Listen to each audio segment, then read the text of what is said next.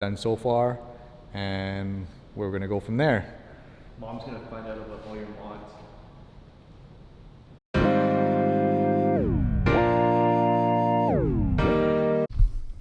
Welcome back to the channel, you guys. Good morning. This week I decided I'm going to talk about my car. I'm going to introduce you guys to it, or I'm going to talk about what I've done to it so far, and what my future goals are and my future plans, what I want to do to it. So let's get right into it.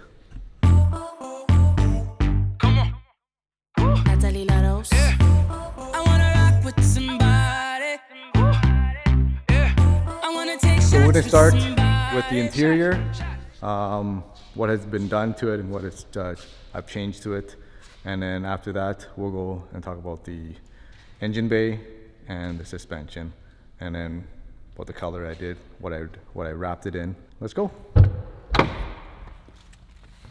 So as for the interior, I just want to start out, I'll show you the seats first. Yeah, I'll just show you. Bride Japan. This particular model is Stradia 2 in the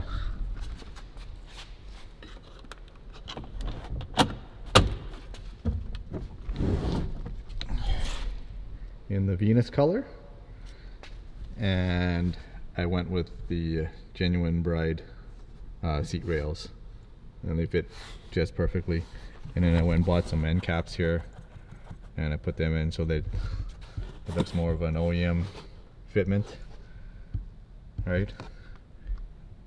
That way, at least when you hop in and you look at the car, it looks pretty genuine and everything fits the way it should be. Basically to get these seats to fit, and with that annoying light, I went out and got one of these, they call it the seat bladder for your seat occupancy. To do that, you gotta buy like a seat cushion and install it, but to save yourself some money, because you don't want to take your OEM seat apart just to get that bladder and so to get that annoying light to disappear. So what I did I called around. I called the dealership first, and they wanted, it was like some ridiculous amount of money for like, I think like $2,000 or something like that, to get that bottom seat portion of the seat of the OEM factory seat. And it kind of sucks, you have to take it apart to get that bladder out. So what I did was I went to the scrapyard, took it out of the same year Altima or a Sentra or a Maxima.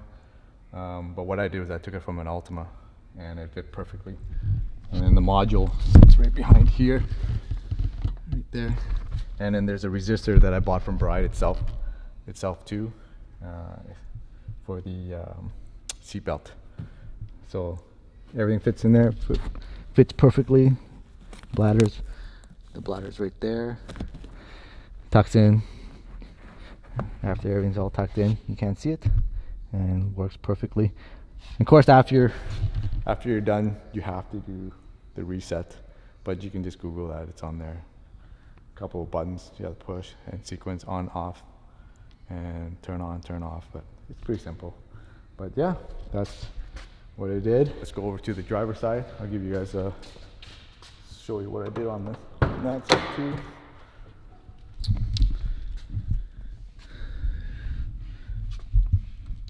So for the steering wheel, we went with Mines.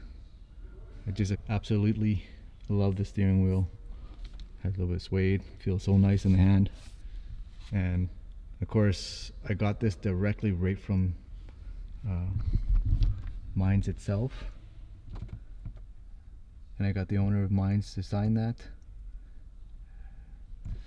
which is pretty cool. That was for my trip from Japan with my wife, and she got me those. Pretty sick.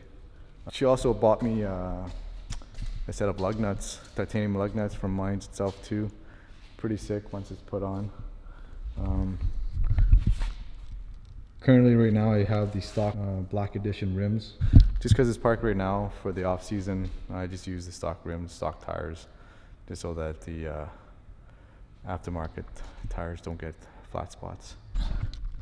For engine management, we decided to go with cob axis port, easiest way to tune right now. Just basic tuning, nothing crazy.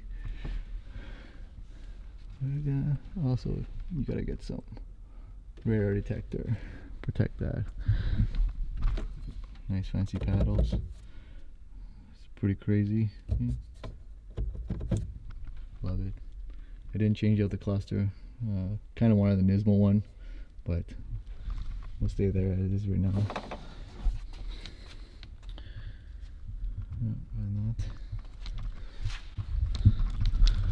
For the interior wise, I wanted to upgrade to I want to put a roll cage in it, because you know, at some of the speeds that this car can get up to, you know, safety is kind of necessity.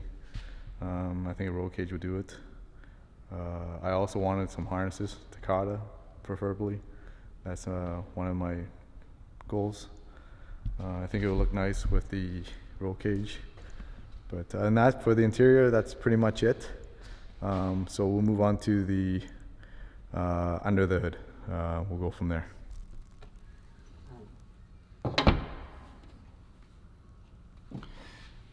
As for the engine bay and mods, I pretty much stayed pretty much stock for the engine. Other than that, it's just full bolt-on. So your standard or your basic injectors, fuel pumps, intake, full exhaust system, downpipes. I went with speed density, just so that we can put some blow-off valves to get that kind of racer sound when you let off on the throttle. Just kind of cool. I kind of liked it. I know it doesn't really do much for the engine improvement, but you know, letting off on the gas and with all that back pressure is kind of good for the turbos too. So other than that, let's get right into it and I'll show you. Tile blow-off valves, HKS super suction with the red mushrooms. And again, same for this side because it's two different bangs. Factory store stock throttle bodies.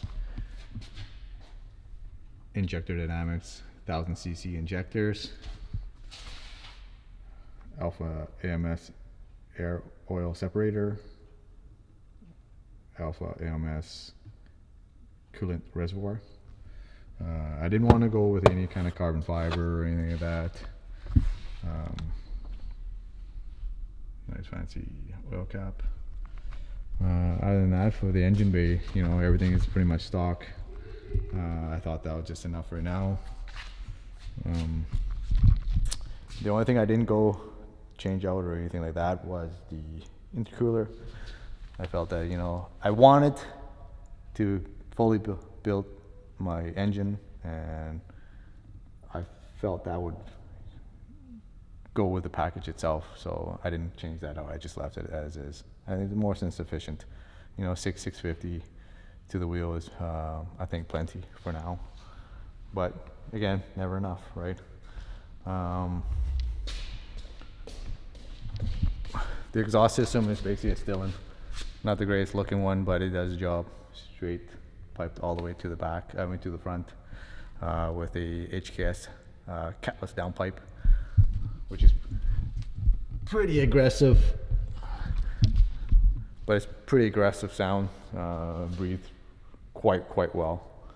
I think that's pretty much for engine mods. I didn't go with E85 because we don't have that available in Alberta here, unfortunately.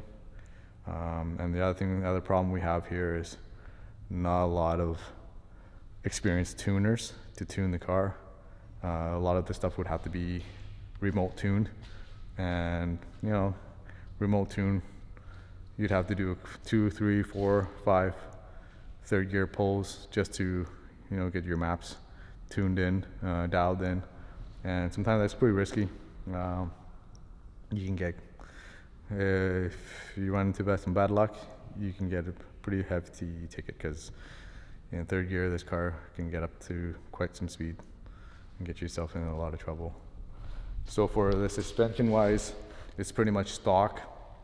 I do have plans on switching it over to JRZs or Olin's.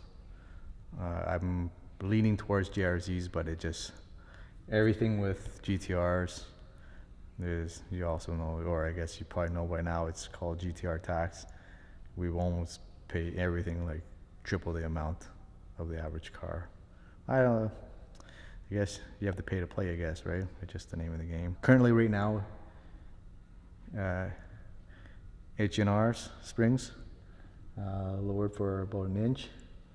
Off-season goal right now is to change out all the suspension, sway bars, end links, toe arm, control arms, bushings, everything to do with handling. Hopefully that gets switched out. For exterior wise, I decided a couple of years ago I wanted to change the color of the car, and I went with KPMF, purple to black iridescent. So far I've been pretty happy with it, but now I think it's time for a change. I'm kind of getting a little tired of it, and we're gonna go back to black. Also, by the way, this car is basically protected or wrapped, and then we protected it with a PPF, which is by Lumar. It is a satin matte finish to protect the wrap. So the wrap is pretty much no different than a paint job. If you don't protect it, it will get damaged. It's pretty thin. It doesn't really do much for rock protection, for chips or anything. So if you want to do it right, wrap it, then put paint protection on it. Then it looks like it's just from factory paint, and no more scratching. You know, it's pretty crazy. I'll show you what it can do once we finish with everything. And so we're gonna get right to it. We're gonna take off the old wrap, put the paint protection back on. We're gonna polish it in between, and I think we're just gonna take off the bumpers and everything. And other than that, hopefully we can start ordering some of the suspension parts, and I'm thinking of painting the tail lamps a little darker.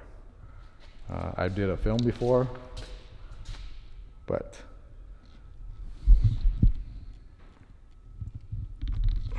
I don't know, this film doesn't look as good. It just, I think painting it just is done right, or is the right way to do it. So once the bumpers come off, we're gonna take the tail lamps off and then send it to a friend and get him to paint it for me. So stay tuned, you guys. We're gonna get started. Hopefully, maybe I'll do a time lapse, but we'll see. We'll see how I feel. So stay tuned. All right, thanks, guys. So just a quick recap. My car build is gonna be a 3-4 year plan.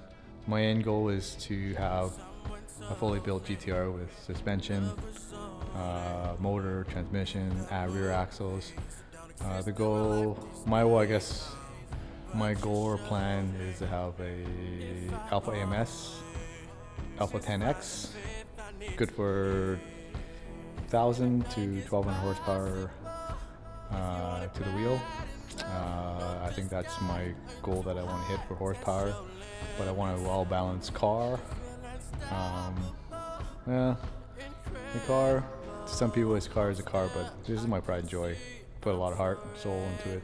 It's like almost my second wife. Hey hon, I love you too, eh? But yeah, that is what it is. That's where I want to be in the next 3-4 years. There is an R34 in the near future. I am on the hunt for it, but haven't successfully found one yet. I am pretty picky when it comes to my cars. I didn't want to settle for less. I've looked at a few, but nothing that I want or that I like so far or satisfied me. But yeah, again, guys, thank you for sticking with me, supporting my channel. Again, hit that like button, subscribe button, share, comment, or as like my daughter says, smash that subscribe button. and we'll see you guys in the next vlog. I wanna leave with somebody. Come on. And we ain't gotta tell nobody. We ain't gotta tell nobody. Walking